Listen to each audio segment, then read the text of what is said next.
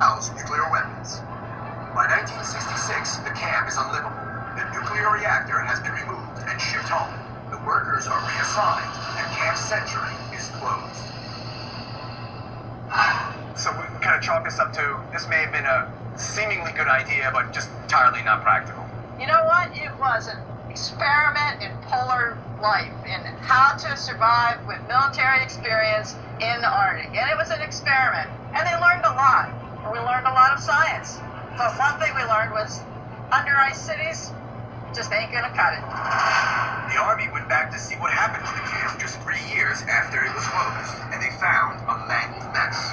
By now, the camp has disappeared completely, consumed by the ice. And many years from now, the twisted metal, chairs, broken tables will be spit out on the edge of the ice sheet onto the surface to melt.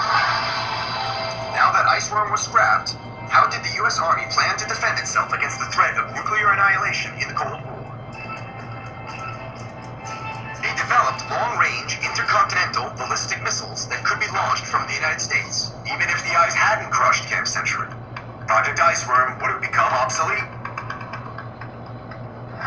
But there's one silver lining to this story.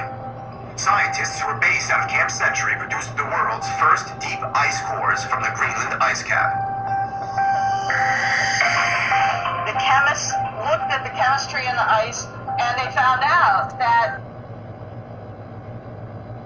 of the last 100,000 years of climate history. The ice core was a historic breakthrough that led to a new understanding of climate science.